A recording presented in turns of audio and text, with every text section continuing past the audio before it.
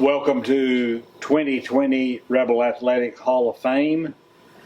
At Highland, we like to honor and show our appreciation to athletes, coaches, and others who have supported the programs through the 55 years of Highland High School. We have 4 this year who are being inducted into the Rebel Athletic Hall of Fame, each with a different reason or reasons, because each contributed so much to the foundation of the Hall of Fame as well as to Rebel Athletics.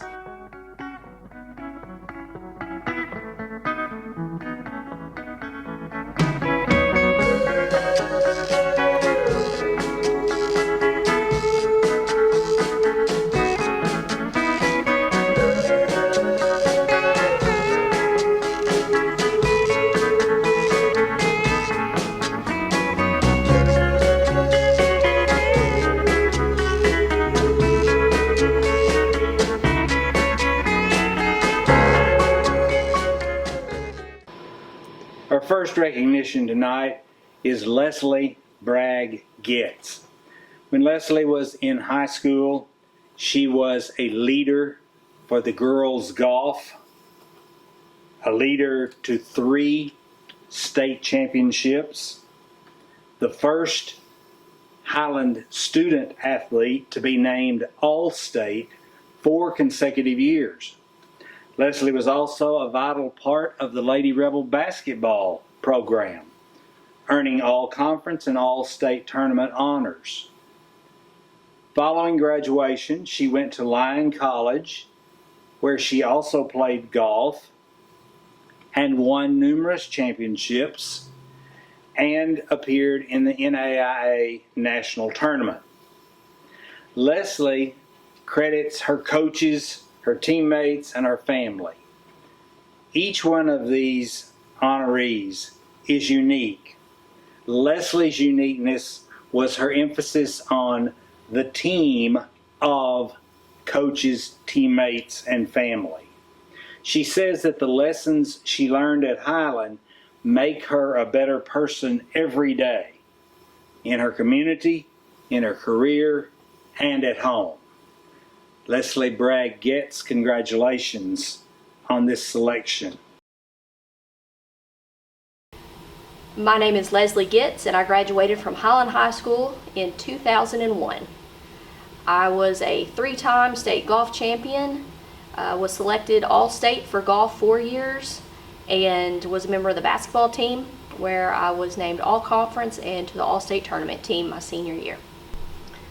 I want to say a big thank you to the Hall of Fame committee and the entire Booster Club. This is just a wonderful honor, and I really allowed myself to reflect on my time at Highland, and it's just a very special place to me, and I'm honored to be a part of this year's class.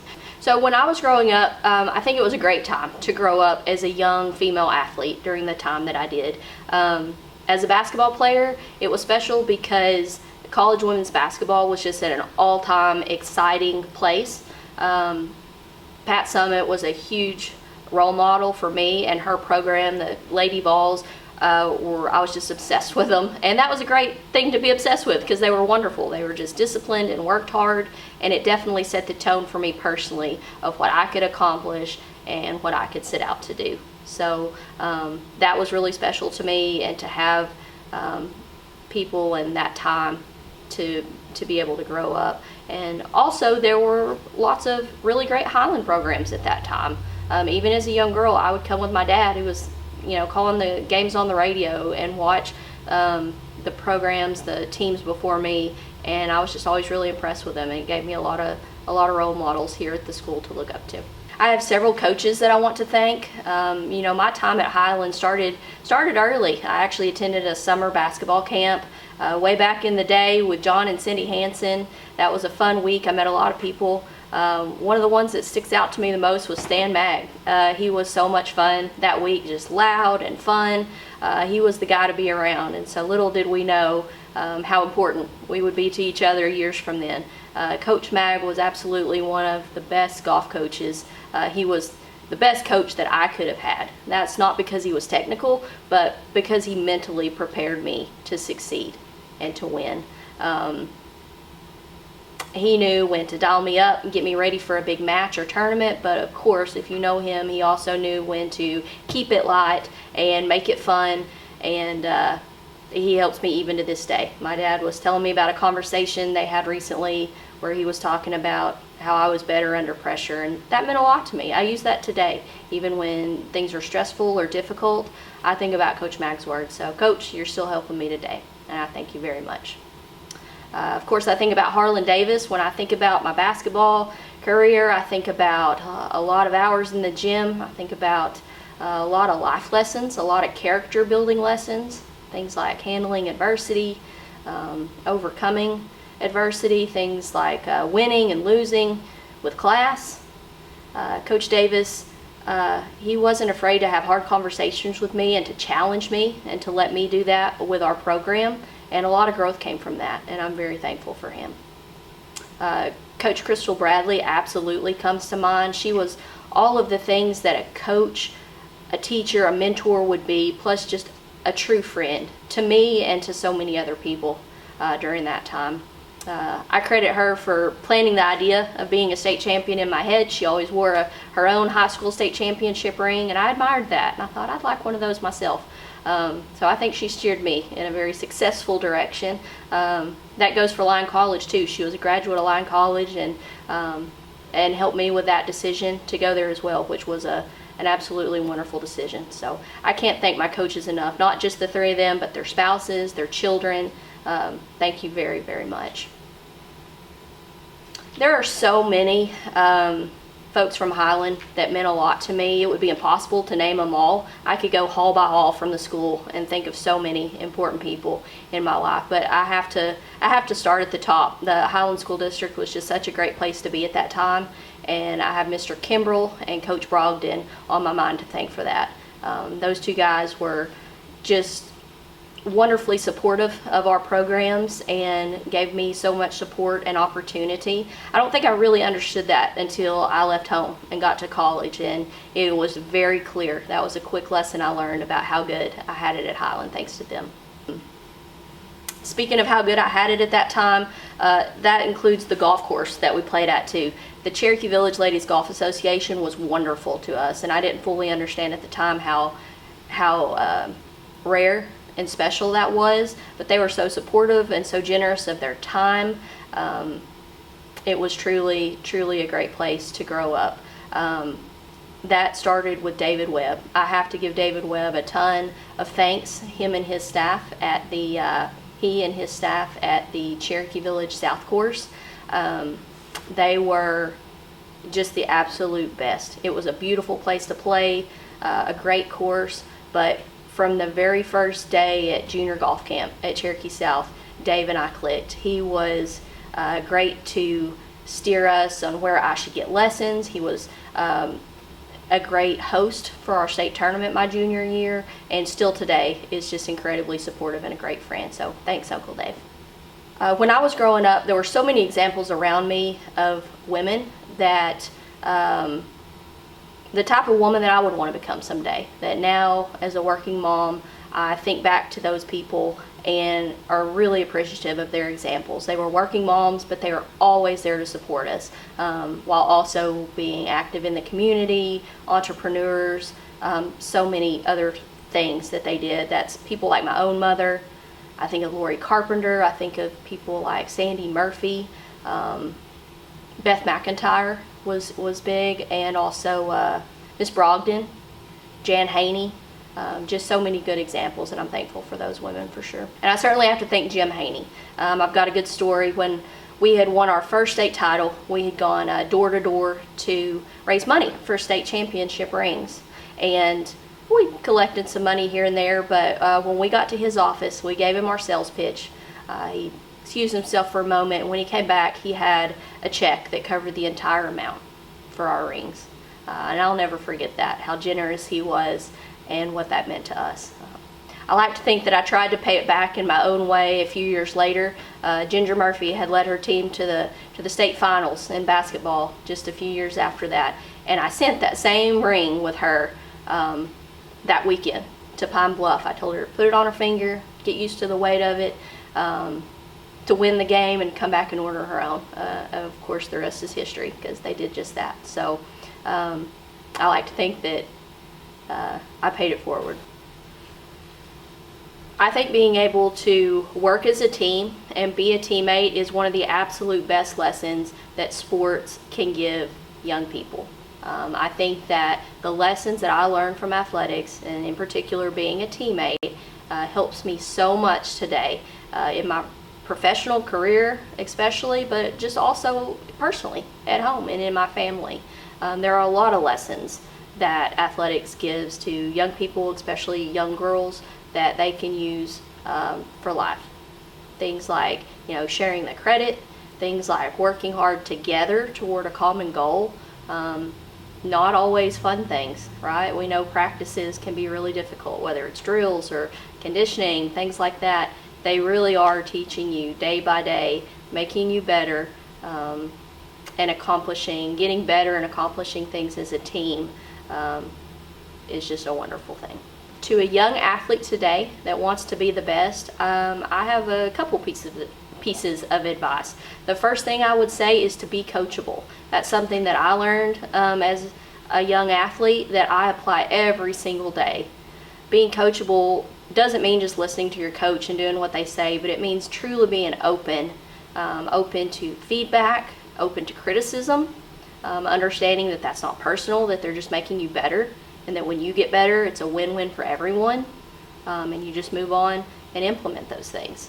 So being open and being coachable is one huge piece of advice that I think is important. And the other is don't be afraid of hard work. If you're going to be the best at something, you're going to be different than the rest of your teammates and different than the people around you. It's not just showing up for practice at that specific time. Maybe it's being the first one there and being the last one to leave, whether that's taking extra reps of something or practicing extra free throws or whatever it is. You're going to have to set yourself apart with a lot of hard work. And a lot of time that's done when people aren't watching, right? And late nights or early mornings. So don't be afraid of that hard work to really set yourself apart. Some memories that come to mind when I think about my time at Highland, as far as golf goes, definitely the state championships, of course. Each were special in their own way. The first was special because it was the first. We had set a goal to win that year, and it didn't come easy. It was a long day in Little Rock. We got to the course really early that morning before the sun was up, and we did not leave until the sun was setting. It was a long, hard-fought day, but we were just thrilled with our state championship. The second one was also very special because it was on our home course at Cherokee South. The Dave Webb and the crew there did a wonderful job of hosting. The course was beautiful. We had teachers and coaches, I remember friends all along the course that day, and that made it so special and so much fun to get to win on our home turf right there with our community that was so supportive. The third championship was very special as well, just because it was my senior year. It was my last opportunity, and we delivered. We all did really well. I had won the first two. Meredith Circle and I had always teamed up for the best scores with those, and she had graduated, so I had kind of a new cast. And Heidi and Andrea Sublett was a ninth grader that we recruited to come in and play, and they did really well, and we were able to win that third championship and bring it home, which was great. As far as basketball goes, there were so many great memories. I think of just a lot of fun, had a lot of laughing. I think about bus rides and summer team camps and locker room shenanigans. There was just so much. And my senior year, I remember just being very, very focused on what we wanted to do, what we wanted to accomplish. And I remember at the end of it, being sad that it was over, but more than that, just being very proud of what we had accomplished. And I just remember I had nothing left in the tank, and I'd left it all out there, and it felt great. It felt just really rewarding to have put everything into that and had that be a successful year. My teammates and my coaches, I made lifelong friends at Highland. Growing up, we just thought we were having fun. But during all of that, the memories that we made, the things that we accomplished, they're so important. And I just want you all to know that I appreciate each and every one of you. You were and still are very, very special to me. If there were a Hall of Fame for parents, mine would certainly be in it. I like to joke that one of the reasons that I was successful with golf is because they didn't know anything about it. It wasn't exactly the same as riding back after a basketball game or after a softball game and getting that feedback that we all know that parents love to give. But in all seriousness, they were just constant. They were constantly supportive and just always there for me with lots of love. And that did not stop after high school. That's ever true today as well for me and my family. Not just my mom and dad, but of course Gary and Cindy as well. So I just thank them very, very much for that. I'll close just by saying I share this recognition with everyone that I mentioned and everyone else that was a part of my time here. And again, I'm just so grateful for this. Thank you. We also have 2 coaches this year who have started programs, led careers, or didn't stay very long. Jim Bolin actually only coached and worked at Highland School for 8 years. But while here, he impacted and set a foundation for the next 50 years. He coached junior girls and boys, senior girls and boys. One year, all 4 teams at the same time in the same year. Sharp County championships, district championships in basketball. Coach Bolin also started the Rebel baseball program and a Little League program, which at one time had 117 consecutive wins. He was responsible for a community men's softball league. 37 years of coaching, he achieved 800 wins, selected to the All-Star game as a coach, and was chosen for the Arkansas Coaches Hall of Fame in 2009. We're a little bit behind. It's 2020 that we're recognizing Coach Jim Bolin. And Coach Bolin is all about family as well. He and his wife Norma, who was a secretary here the 8 years that she and Jim lived and worked at Highland, have been married for 62 years. They've watched their 2 children, who have both been involved in education, their 4 grandchildren, and their 5 great-grandchildren participate even internationally, because they have a grandson who's playing basketball professionally in Greece. I'm Coach Jim Bolin. I used to coach at Highland. I was up there 8 years, 8 the best years of my life, and I loved every bit of it. I knew this territory as well as anybody, because I'd take the boys home after practice in one corner it's like as far as I'm concerned, globe of the state. Because this week I may take one boy over in this corner, take one boy in this corner, and so that's the reason I got to know the state, the state of Arkansas real well. I knew these boys, I knew where they lived, and if I wanted to go fishing, I'd go to one corner. If I wanted to go deer hunting, I'd go to the other corner, and that's where it was all the time. They kept me busy. And me, I was always a kind of a fired up type of coach anyway, you know. And I like that winning.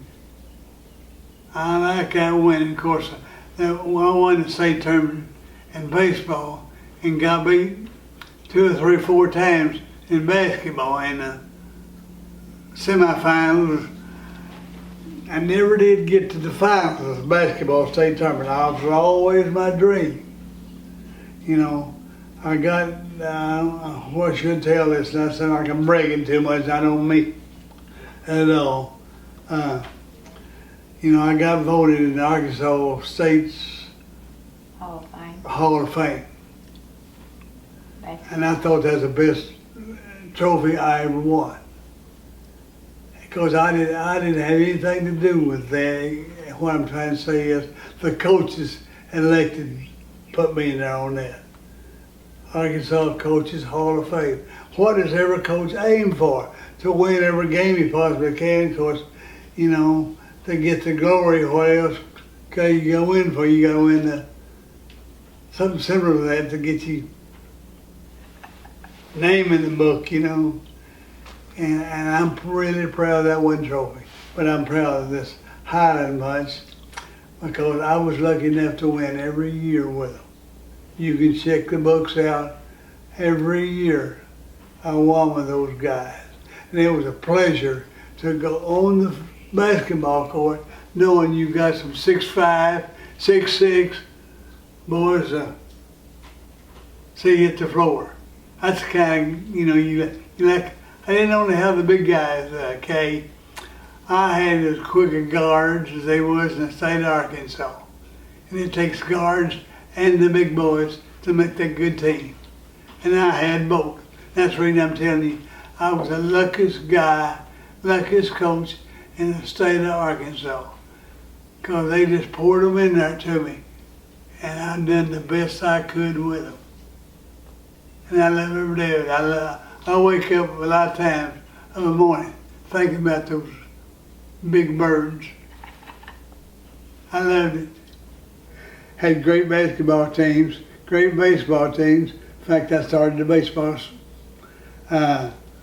season up here at Highland. I think I started at high school baseball. I started the Pee Wee baseball. And on top of that, of all them years, I don't know what years, I couldn't tell you what years those were, but I got, after there a year or two, I started a semi-pro softball, baseball team at Highland. And shoot, we had crowds you'd think was a minor league playing out there when them men came up and was playing at the high school or semi, I guess you'd call it semi-pro. It was just a league, city league here in town. And we wound up with, I think, about six teams in the conference, just playing. And the crowds, I'm telling you, you thought it was a Little League State Championship. Those old men come out, the farmers all came out and watched the games, you know. I loved every bit of it. And I spent half of my time, seemed like, up at Highland, you know, on the baseball field. I'm picking up rocks or throwing rocks, or and I did it all with no Ford tractor. It had a back end loader on the back. It belonged to Mr. Hudson, a guy I thought the world of. I could have never done this without the leader right here, the leader. She was up all the way. I never could have even thought about doing this unless I had that good backing all the way. When I went home, I had something to eat. When I left home, I knew where she was at. You know what? I'm going to say this now. I started that Little League program up there, and you know where she had the first concession stand at? In the back of my old truck. Yeah. Concession stand was in the back of my truck. And the first thing you know, the next year, we had, we didn't even have bleachers or seats. I had to carry just old seats like you carry around to watch a ball game, you know. That was my bench. I had to make a bench for the other team over there. And of course there she was. She even had her grandmother to come out and help her at concession stands. I'm the luckiest guy in the world, luckiest coach, because you've heard that story about Lou Gehrig, a famous baseball player. He said he was the luckiest major league player that ever lived. He may have been, but he wasn't the luckiest high school coach because I was the luckiest one. Because each year, and I don't mind telling you, I came up with some of the best players every year. Mm-hmm. Every year I was up there, I had good players, they moved in. And they all seemed like moved in the same blame year. They didn't all move in the same year, but it seemed like that way. Anyway, I had some good teams and good players. But I had a big old I call him 7-footer, a boy named Steve Stroud. Just what I needed to win a state tournament, I thought. And everybody knows Steve Stroud. He went on to the University of Arkansas. Anyway, well, like I said, they ain't very many schools or coaches that gets the 7-footers to move in to play basketball for you. Or I never did have no kids at all, I don't think, to move in until I moved up here. And they just seemed like flushed the gym with 4, 5, 6 good players. Not just players, good players. Anybody could coach them. I coached them and did a pretty good job of winning and losing. And that was a thrill to have a 6-footer and a 5-footer, nearly a little boy called Rick Snurley. He was a little point guard. He moved in there. Same year Steve Stroud did, I believe. And I was thrilled to death to see boys like that move in, you know. And it just got better each year. Every year I seemed like I had a good player to move in. And any coach could have came in there and won ball games. He might did. And that's saying a whole lot when you let somebody come in there fresh like I was, young men, not much older than they were, come in there. We won, I think, the district tournament that year, I believe, there at Highland. And each year it seemed like about 8 years I had good ball clubs. I wouldn't take it back. I enjoyed it. If I had to do over, I'd do the same thing. I'd come back and play at Highland because I loved it. I loved who I was working for, Mr. A.L. Hudson and Mr. Peoples. He was another principal. They were just super to me.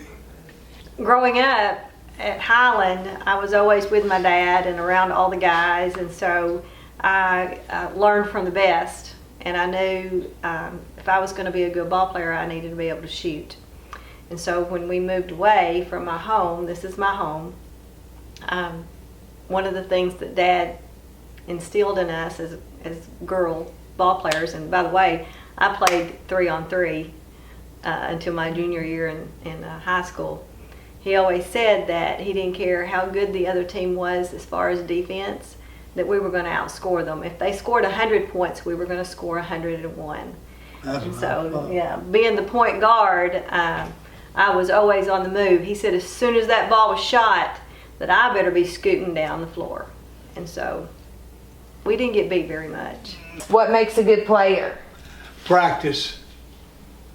You know, I always told my boys, you usually tell the good players, ones that come in first, ones that leave last.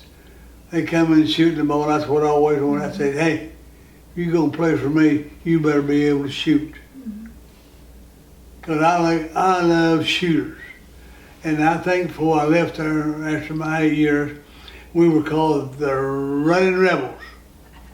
Because I got noted for press, fast break and press. And we got our nickname, the Running Rebels. And I've always told somebody when they got out, you know, that when you come to play Highland, when you round that last curve coming out of Hardy, we picked you up with a press, but we put it on you. If you wasn't ready for that press, you go and get your socks beat off. And I was young, full of vinegar. I love to win, you know, win. And I tried to breed that in them old boys, and they pretty well stuck. We had them good teams for several years there, and I think that if I got noted for anything, it was for my press and defenses. Cave City, oh man, I don't even like to talk about this one now. They had that good team, old Medlock, you know, he went on to the University of Arkansas and played well and did well. And anyway, we got beat. I lost 3 games that year. And I thought to myself, big boy, you better not stick around because next year we're going to put it on your head. And sure enough, it came about just right. We had all them, I had most of those good boys back. And of course, KC lost to Medlock, that's half their team. And I never will forget this one thing. My superintendent was a man of few words. He didn't say much. But of all times, we was going to be playing Cave City at Cave City. And of course they had their pep band, their pep squad, all had it all rigged up for, and this is to blow us out. And so it come about, they was gonna pull a fasting on us. And they knew we had a good team. I think we'd won every game, first 7 games. I believe, I'm not mistaken, I could be wrong on this, but I think our first 7 games we won by, we scored 100 points or better our first 7 games. And so, boy, we were loaded for them. We thought, and sure enough, we got the game, fixed to start the game, and I heard my superintendent, and you won't hear him say 10 words in 2 years. He said, "Coach, put it on them." Well, boy, that fired me up, you know. I mean, I said, I'll beat them 100 points if I can. So we got started, sure enough. And I felt kind of bad over this all these years, really I have. We beat them, I think, about 137 to, and that's usually what I said, 137 to about 40. I mean, it was bad. In a way, I kind of felt bad. Another way, I said to myself, "Buddy, I want to whoop your head if I can."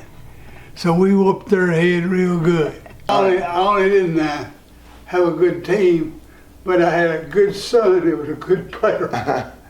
I had a good dad that was a coach, and I think probably the biggest thing I remember is we never really talked about it at home. He was dad at home, and he was dad at the court or on the baseball field, but he always was a guy that tried to teach me how to grow up to be a man and be responsible, and try to live and coach these guys the way that he coached me. And there's a lot of lessons that maybe I didn't do a very good job of, but as you get older, you just got to remember those things. And he has a legacy that he can be proud of, very well thought of, not just here, but anywhere he's ever been. And you got to have a good woman to support him. And he's always, she just sort of came with us. She'd get in the truck and wrap my sister up, and here we go. So it's been something that it's been a family thing for 60 years. I've been here 60 years now, and it's just something that we live with. We sort of live by the seat of our pants most of the time, but the greatest time of our lives were probably up here at Highland. The only thing I can say is he put all of it in his coaching ability. When he's coaching, he put it all.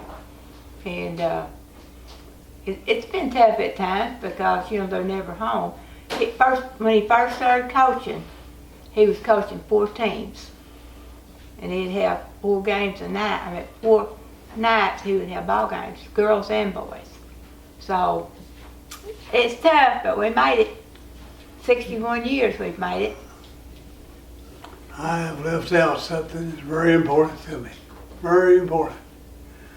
I brought a daughter through all this. She went through all that. And a heck of a player right there. But she was a basketball and softball player. Mm-hmm. I mean, she could play like crazy. And hey, these are the people that I want to thank you for being responsible for me being here at Highland.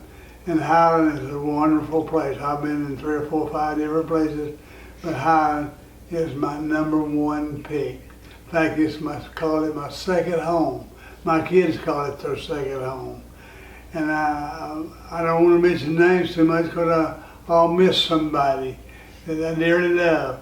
And I love this whole district or community, whatever, because I've lived in all 4 corners. And everyone been great to me. And this man right here, Mr. A.L. Hudson, is who I want to give the most thanks to, because he's the one got me up here. The place that I dearly love. And I've got some more people that I need to thank, but I don't want to leave anybody out. But other people, when we first moved in up here, was the people that we spent the most time with. As that's Mr. and Mrs. Dan Sample, Mr. and Mrs. Carter, John Carter, and oh my goodness, I'm leaving somebody else. See, I can't think right now. But anyway, Mr. Peoples, the principal, he was so great to me. Good principal, good guy. I love him to death. He had good kids. Well, I just love this community, and I want you people all to know this. Because it is my favorite place to go. Right today, when I want to go for a 2 or 3 day vacation, I come to Cherokee Village on, I can't even think of the lake. Lake Cherokee. Lake Cherokee. Oh, Thunderbird. Lake Thunderbird. That's where I go right to the day for Relax. to relax and 2 or 3 days vacation. Cause I come and got friends on every block, and I love them to death. But Mr. A.L. Hudson is the biggest responsibility that I give him credit for, getting me up here and wanting to stay. I love this place, and I want you people all to know if I skip you, I didn't mean to, because I love it, and this is my second home, and I promise you I'll be back. And thank you all of you for what you did for me, because when I come into the city of Hardy, I feel welcome. I've enjoyed 8 of my best coaching years right here at Highland. I call it my second home. Coach Sam Hill had his 33-year career at Highland. He began in 1972 and worked in football, baseball, and track. He was an assistant with the 1981 state football champions. He also served as athletic director and taught social studies. As a head football coach for 14 years, his teams had 5 district championships, 2 regular seasons undefeated, and appeared in the state playoffs 7 times. He was selected also for the Arkansas All-Star Game as a coach 3 times. Coach Hill was also head track coach for 12 years, many state track meet participants, and 2 meets of champs athletes. With family and friends and fans as importance, Coach Hill has continued to exhibit real Rebel pride. My name is Sam Hill. I coached here at Highland for 30 years in football. I taught school here for 33 years, and I coached track for about 17 years. And this is a big honor for me. I want to, of course, thank the committee, the Hall of Fame committee, for choosing me. I'm humbled, I'm grateful, and I tell you what, it's just been it's a thrill for me. We won numerous district championships here at Highland during my tenure here. Some when I was head coach, some when I was assistant coach. Of course, we won a state championship when I was an assistant coach under John Katrash in 1982. We were in the playoff numerous times. We played all over the state of Arkansas in the playoffs throughout the years. I was fortunate to be named Coach of the Year of the conference 4 different times. We were able to have several people play in the high school football all-star game because of the success that we've had here at Highland.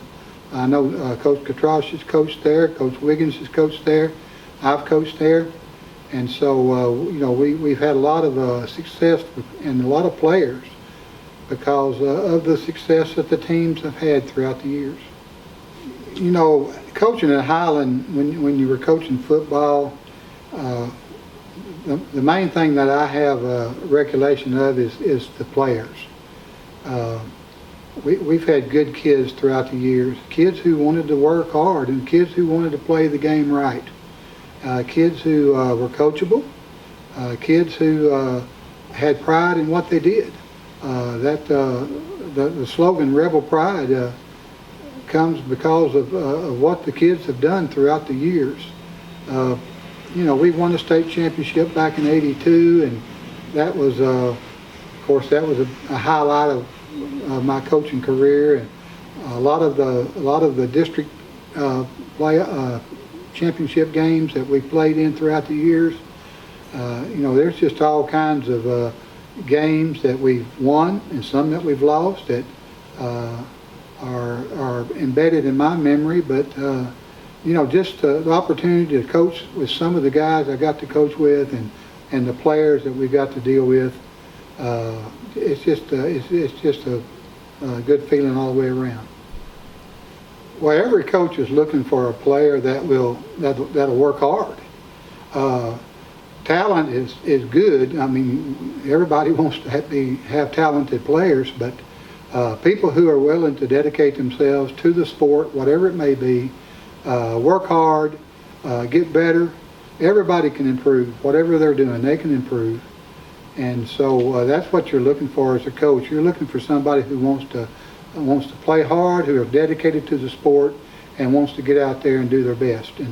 And that's all a coach can ask, and that's what you're looking for when you coach. When I was hired here, I guess one of the main mentors I ever had was Mr. A.L. Hudson, our superintendent. He took a chance on me, and I'll never forget it. And I'll always be grateful for him and what he let me come here and do. Glenn Hagan was the first coach I coached under, and really enjoyed Glenn and taught me a lot about how to treat kids and work hard. John Katrosh, I worked under John for several years. Just a great man, great Christian man, good coach, good leader. We had a lot of success working with Joy Sample, one of this year's inductees, and me and Joy and John, this is our picture right here. But we had some many good times and good teams. When I became head coach, I can't say enough for the assistant coaches that I had. Think about Clay Wiggins, think about Marty Ninemeyer, think about Dale Strobe. These men were loyal, dedicated to me and our program. They worked hard, they did their job. Of course, we had good players, we had guys who wanted to be coached, so our job was made easier because of that. But these three men I owe a lot to, and of course the administrators here at the school have always backed us here. Of course, I talked about Mr. Hudson, Jack Kimbrell, Ronnie Brogdon, the superintendents here that I worked under, and just the people in the school building. They're always very supportive of our football program.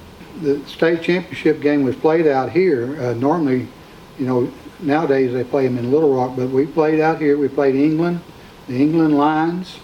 They had a good, solid football team. We had beaten two of the premier teams to even get to the championship game. We'd beaten Joe T. Robinson out of Little Rock and Nashville, which is a perennial power in Arkansas. And so when we played out here, it was a tough game. It was a hard-nosed game. I remember, our players, we had played exceptional the 2 weeks before this, and we were ready to play. The boys come out here, and England was a very good football team, very big physical, and we had to match that, and we did. And it was a great feeling out here at our place winning this game. Winning the state championship was huge, of course, for our community, our school, of course, and of course our players, and us coaches. but coaching kids, you know, and I tell you, athletics and you can go into thinking about the band, and you can think about choral music, you can think about any kind of activities are important to kids, and athletics is important because it keeps kids in school a lot of times. A lot of the guys that we coached might not have went through high school. They may not have lasted. They may not have gone all the way through if it hadn't have been for athletics. And it's a character builder. It's a life lesson teacher. Athletics will teach you a lot, and so seeing young men grow and mature and work and reap some of the benefits of that work, it's rewarding to coaching, and you see a whole lot more of that than you do championships. Any successful coach or any coach for that matter, his family means a lot to him, and coaches' wives are special people, I tell you, because sometimes up in the stands they don't hear the most positive things, and but they're supportive. And of course, my wife Belinda, she's been with me all this time, and of course we had a great career here at Highland. She taught here, and she backed me and supported me in every way. My two boys, Stuart and Spencer. Of course, I got to coach them throughout their high school days, and that was a thrill for me. And we had a lot of great games together. And whenever you think about now being retired, and with my two daughter-in-laws, Mary Kay and Michelle, and I got 5 grandkids, and I better name them or I'm gonna get in trouble. Andrew and Tyler are Stuart's boys, and Lauren and Caroline and Ellie are Spencer's girls, and they're everything for me. And of course, my family means a lot to me, and the Lord has blessed me in many ways. Well, I'd like to thank the Hall of Fame committee for selecting me. It's an honor. I'm humbled by it. I'm going in with 3 wonderful people that I know, and I want to thank them and just let them know that I am honored by this. And I've always been proud to be a Highland Rebel, and that'll never change. And I'm just proud of it. Thank you. And our 4th honoree tonight is Joey Sample. Joey began his playing career at Highland in 1967. That doesn't make him older than everybody else, but he has been involved for many years in all sports. He was a letterman in basketball, football, and baseball, all conference in basketball, and set a batting average title that wasn't broken for about 15 years. Transitioning from high school in 1973, he went to college at Henderson State University and earned all AIC shortstop honors in 1978. Then he came to work at Highland as Coach Sample. He was an assistant with the 1979 state baseball champions and offensive coordinator for the 1981 state football champions. Head baseball coach for 3 state runner-up teams and conference coach of the year 4 times. Joey believes he was surrounded by great student athletes and staff. Hello, I'm Joey Sample. I graduated from Highland High School in 1973. And when I never was very good in geometry, so when I got the call from the Highland Academic Hall of Coach, it's the Athletic Hall of Fame. Oh, so I'm gonna have to scratch that. Anyway, I was a 6th grader when Highland started recruiting me from Earl, Arkansas. And when I was a little bit hesitant, but when they told me that Deer Day was a national holiday, I decided that we might as well go to Highland. And of course, anybody from this era has to start off by thanking Mr. Hudson. Mr. Hudson rented us a farmhouse, and my mom negotiated a deal where she just wanted to pay the rent annually. And thank you, Mr. Hudson, for never turning her in to the collection agency. Also, Mr. Hudson, you hired the coaches that coached me, the coaches I coached with, that molded my life. And the last, and probably not the last thing to thank you for, but you looked at the Zoltan-Olrose family and said, we need to start a football team. And Moore Street and Dave Baumgarten, John Abel took that off, and in the fall of 1968, we had a football team. Coach Boland was my coach all throughout my career, and I'll get to him in a minute, but one of the first things I want to thank is my brother, Danny Sample, who is one of the first Highland quarterback in Highland's football history. And I wanted to be just like him. He threw heat at me since he had an arm. And about 3 years later, when I was 7 or 8, Mom and Dad let me have a glove. So that helped me not to get burned out all the time, catching my brother barehanded. Anyway, I was one of the 3 9th graders that was on the football team next year, and I played quarterback behind my brother. In the last game of the year, I got to start, and everybody was thinking, hey, we've got us a quarterback for the rest of the time. Well, little did I know that there was some recruiting being done in Waupaca, Wisconsin. So I had to wait till Jim Hansen decided to concentrate on basketball and baseball. Anyway, I want to flip that and go back to Coach Boland. And I want to talk about all the inductees that I'm being honored to go in with. But Coach Boland was my coach all through my high school career. He came the same year I came. That same year that I came to Highland, Coach Boland came to Highland. Coach Hill was a junior in college, and Leslie wasn't quite born yet. But Coach Boland, I owe you so much gratitude for teaching me the game of baseball, and I'll get to that in a minute. But first off, you made us all love basketball. Everybody had a key to the gym, and we knew where the mini tramps were. So we wanted to be in the gym all the time. That's all we wanted to do, was be in the gym.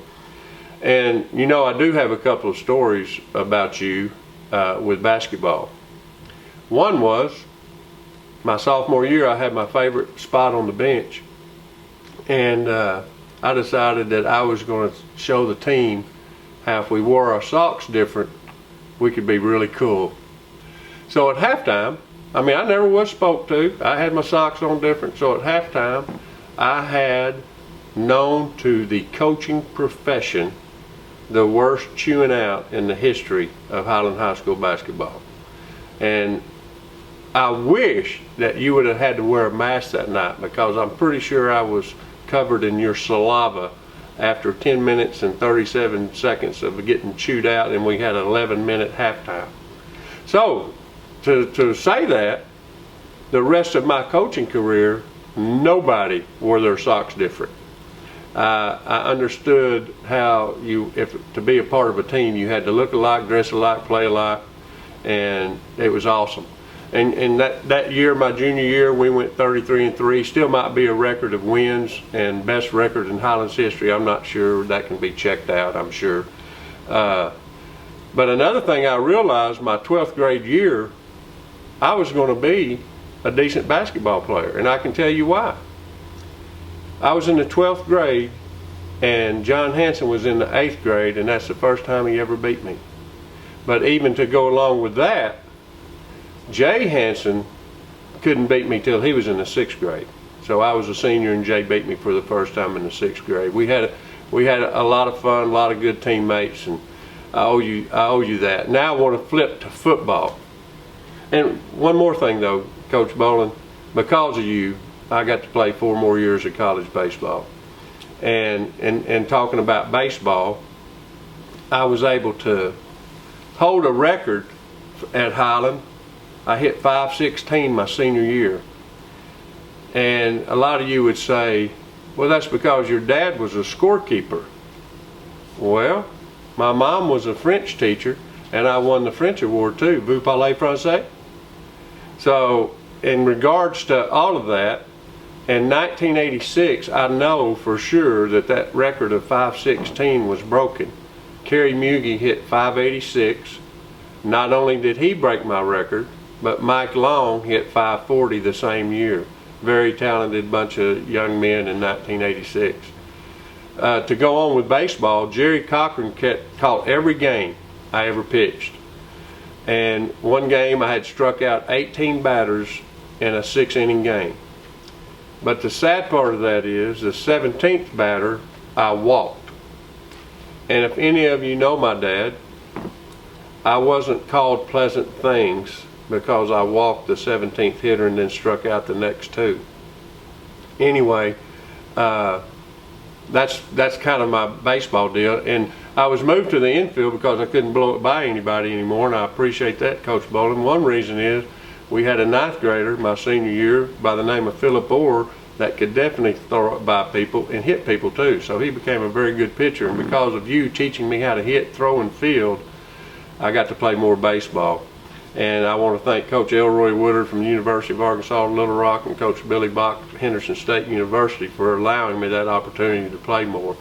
Not only did I learn to play baseball under you, Coach Bowling, Coach Katrosh taught me baseball, and Coach Bach and Coach Woodard allowed me to play more baseball. Another thing about baseball in our run as a coach, I was fortunate to be an assistant coach for Coach Katrosh on the 1979 state championship team. What a ride we had. It was phenomenal with the Gorley brothers, Terry Jamison, Ed French, Steve Allen. The list is endless. Richard Stower, Scott Mooney. You can just go on and go on and go on and name all the kids that were on that state championship team. And I'm sure I left plenty out, but Billy Lowe, Brent Probst, the team was just Jay Hansen. And then I became head baseball coach in 1981 and was able to play in the state finals with these young men 1981, 1982, and 1983. And if I have a disappointment in my coaching career, that's one of them, that I wasn't able to ascertain another state championship for those young men. And we'll probably talk more about that. Getting to football, my football playing career, as I said, I wanted to be like my brother and follow him, and everybody thought that I was going to be the next thing. And of course, Jim Hansen came on the scene, and I became a pretty good quarterback my junior year when Coach Hagan came into town after Jim decided to concentrate on basketball. But I'm going to give you a reason why I became a pretty good quarterback. In the backfield was Randall Harris, Jerry Cochran, and at fullback was Tiny Mendez. All I had to do is turn around and hand it to one of those guys, and the rest was history. And then our passing game was a 3-step drop, get it quick to Kevin King. So Coach Hagan, I loved him then, I love him now, and what a coach for us. One of the coach hires that Mr. Hudson had done, and I give him more credit for that. A story about that year, Coach Hill wasn't at one of our games, so he went to scout. He was on a scouting mission, and he went to watch Walnut Ridge and Lepanto. His scouting report was, they can't play. Neither team can score. It was 0-0. He said, they're terrible. They can't play. Walnut Ridge beat us 59-0, and Lepanto beat us 41-8. So Coach Hill was not just sent on too many more scouting missions. But to go back to that 59-0 score, I hold a football record that I think still stands, but both Coach Hills, Coach Wiggins, Coach Carter could say I could be wrong. But in that 59-0 game, I threw 6 interceptions. But here's the kicker.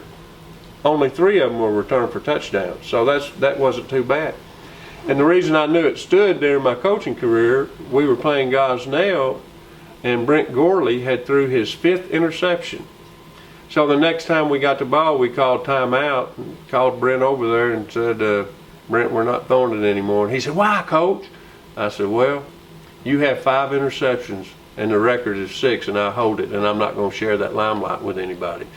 So Brent kind of understood that later on in his life, I think, to keep him out of those record books.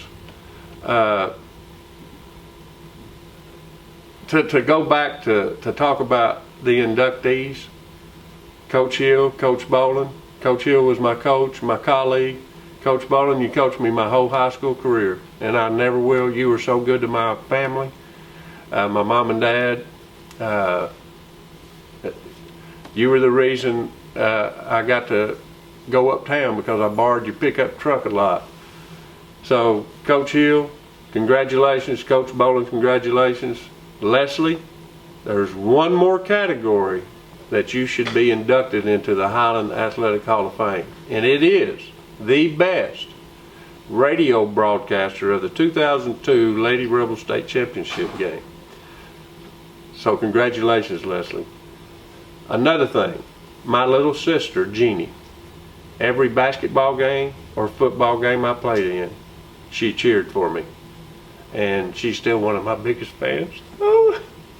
Anyway, when I was coaching, that group of athletes from 78 to 90, I mean, and I promise probably all the coaches that have been inducted in this talked about that group of athletes. First off, we had young men that were determined. They had desire. They had dedication. They were willing to work. My mind goes directly to Scott Mooney. Scott Mooney, one day, him and Kurt Wine, I said, if y'all catch one of those dragonflies, this was before practice, I'll buy you a steak dinner. Before I know it, here comes both of them with a dragonfly in their hands. Another thing is, Todd Dunbar probably owes me from a severe beating. Scott Mooney decides to break the all-time career jump rope record, and he was jumping rope all 5th hour. He was at 5,289, and Todd Dunbar comes in there and puts his hand in the rope to break Scott, and Scott went unbelievable, because I knew he was going to get over 10,000. Those kind of athletes, Scott Street, Richard Stowers. Richard Stowers is one of the best bus drivers I ever coached, and that's an inside story with us all, because if anybody with the cameras and everything in today's age, I probably wouldn't have had much of a coaching career. The stories are endless when you talk about athletes at Highland High School in that era. And also, whatever we asked of those athletes during that tenure, they did. And Coach Katrosh, I mean, he was to the book. He was fun. We had our differences on occasion, because he put in a criminal drill. He put in a drill that it was called, he named it the 4 square drill. I named it criminal. Monty Lane and Richard Yeager probably had one of the best collisions in a Highland football practice that I ever saw. And I told Katrosh, if he ever did that drill again, I'm staying in the dressing room. I won't go into the details of what it was, but it was quite remarkable. So athletes of today, the game has changed so much as far as football goes, where to even, we had an award we called Hit of the Week, and I don't think you could even put that up. I think it's against the rules to say smash mouth football anymore. But going back to some of the great things that these Highland athletes did in 1980, the class of '84 football season of '83. David Jamison, Jeff Johnson, Danny Gibson, Bruce Phillips, Kevin Patterson, Eddie Wayne Thomas, and that list goes on and on. They went 8-2 and didn't even go to the playoffs. 1981, we had a talent-laden team, the class of '81, so it had been the football season of '80. They go 9-1-1 and stay at home. So that time in that history, you had to compete a lot differently to make the playoffs than it is now. And I'm not begrudging it, but we had a lot of good teams that had to stay at home. I'm going to switch gears to baseball. As far as being a baseball athlete, a lot of kids sometimes say, well, I don't want to play baseball because it's boring. And I always never wanted to hear my players say that practice was boring. We made it fun. some of the baseballers that we had that went on and played college baseball, Sandy Hall, Terry Jamison, Kevin Baggs, that list is endless too, and David Jamison, Buddy Smith. In 1990, we had a team that probably still holds a record for team home runs. Merle Stewart, Terry Cormican, Buddy Smith, Tracy Dunn, Tim Branscombe. And so to say that, as far as inspiring young people to get involved in the baseball game, and I still believe Highland has such a strong history in baseball with Coach Ninemeyer under the tutelage and leading these young men to play good baseball. But one of the things I have to say about, it's hard to say best baseball players I ever had, because you got the Gorley brothers, the Jamison brothers. That list is endless. Kevin Baggs, Ben Jones was one of the best left-handed hitting catchers I'd ever seen, unless you threw him a curveball. But you wasn't going to throw the heat by him or Kendall Baggs. Anyway, if you have an aspiration to be an athlete at Highland High, whether it's football, basketball, baseball, if you just have the determination, dedication, the desire to improve and make your team better, take your focus off of yourself and be a team player, then you're going to be successful. When you have a good team, that is so rewarding. And here's what is the most rewarding fact. When you see a young man as a 7th grader, what he's like when he's a 12th grader. And my thought goes to two people. Clint Shackelford, who as a 7th grader couldn't do anything, and by the time he was a senior, he was an all-district defensive back. I might have been an all-district wide receiver too. And Rodney Duncan. Rodney Duncan could not walk because he had some kind of feet issue, and I begged him to be a manager. And Rodney became one of another outstanding receiver and baseball player. So that, in my mind, when you see a young man from the 7th grade as he matures as a senior, what changes can happen. As far as an excitement, when a team comes together like the 1979 baseball state championship team, where there was no egos, there was no anything other than they had one goal in common, and that's what they wanted to do. In every practice we started off, we always chanted district champs at the end of every practice. And then if we won district, if it was baseball, then we chanted regional champs. So our first and major goal was to always win a conference championship as a team. Now, are there accolades in sports? Yes. I mean, you take Scott Street, in my mind, probably the best quarterback in Highland football history, but he had one goal, and that was to win a state championship. We did not win the district championship that year, but we went as a wild card team. And that was that whole team set in mind. Sandy Hall, Richard Stires, Kurt Wine, Kenny Rocker, all they wanted to do from the time, I think, when they was in the 7th grade, they had one goal, is to win a state championship. And to be a part of that as a coach, oh my goodness. And thank you, Coach Katrosh, for allowing me to be part of that, and Coach Hill. What colleagues those two were. I remember my first day coaching. We was in that office that was about as big as this chair I'm sitting in almost, and I thought, how's life going to get any better? And then we got a key to the concession stand. I'm thinking, oh my goodness. So the main part about all of that is the camaraderie you build amongst a coaching staff and the relationships you build with young men. Oh my goodness. And I have relationships from state championship teams and team that wasn't. And going back to the baseball realm of it, my mind just goes to Tim Jernigan immediately.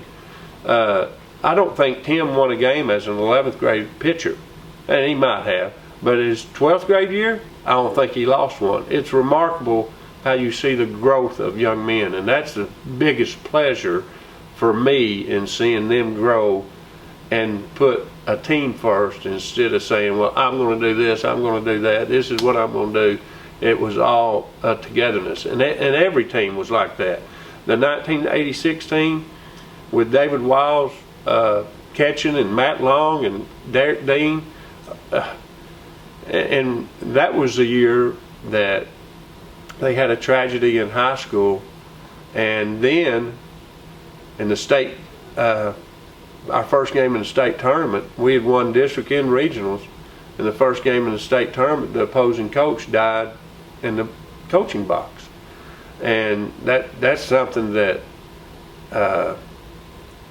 that was just an incredible experience. Not a good one, but an incredible experience. But life lessons were learned that you don't know your last breath, so you better treat your brother, your fellow man, and your sisters as if, you know, this is what it's about.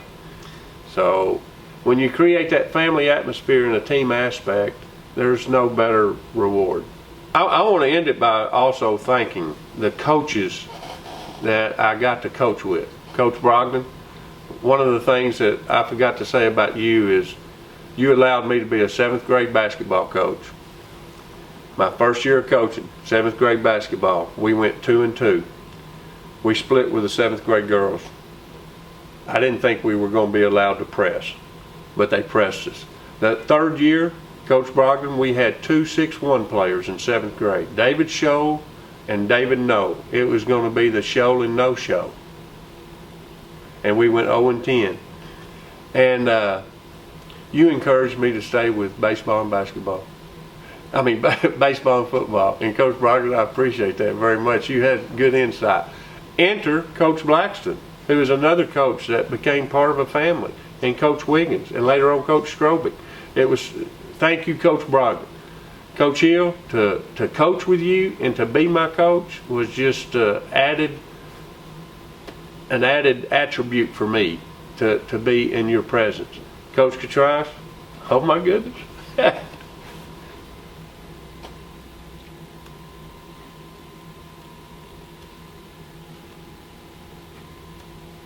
Your faith in Jesus helped him out. We might have to scratch that part. Thank you, Coach Kate. You know, to name all the kids or young men that played for us is pretty difficult, but I do have to mention Big Al Williams, probably one of the better shortstops I ever coached, Rodney Williams, Brian Davis. And I know if I try to name everybody sitting here by memory, I'm going to lose some. Mark Probst, thank y'all for everything you did for the Highland Athletic Program. Another thing, when Mr. Hudson had mentioned and looked at the Zoltan O'Rose family and said, I need to start a football program. Michael O'Rose was a first member of the first football team. James O'Rose, one of the toughest linebackers in the history of Highland football, was a teammate of mine. John O'Rose followed him as playing linebacker also for the Rebels. And then on the state championship team, Tommy O'Rose and Mary Ruth Wiles O'Rose sons, Robert and Richard Wiles. Robert and Richard both were just stellar athletes for Highland all through their careers, and not only in football, but they were stalwarts in the baseball program also. These 4 honorees, Leslie, Jim, Sam, and Joey, also known as Coach Boland, Coach Hill, Coach Sample, and Leslie, are all contributors to the foundation of Highland Athletics. And we welcome them and we honor them by inducting them into the 2020 class of the Rebel Athletic Hall of Fame. We also want to thank our sponsors who have helped throughout the process of the 4 years that we have had the Rebel Athletic Hall of Fame. And we also invite you, the public, to come to the Hudson Center and see the pictures, read the plaques. We, with 4 years now, are up to 14 in our line of honorees. We thank each of them for what they have contributed. Hello, Rebel Country. I'm Fred Hosire, Vice President of First Community Bank here at our Cherokee Village Highland location. First Community Bank would like to recognize and congratulate all of the inductees to the 2020 Hall of Fame class. We would also like to invite you to come by and visit our one-stop shop for all your insurance and banking needs. First Community Bank, where community comes first. Go Rebels.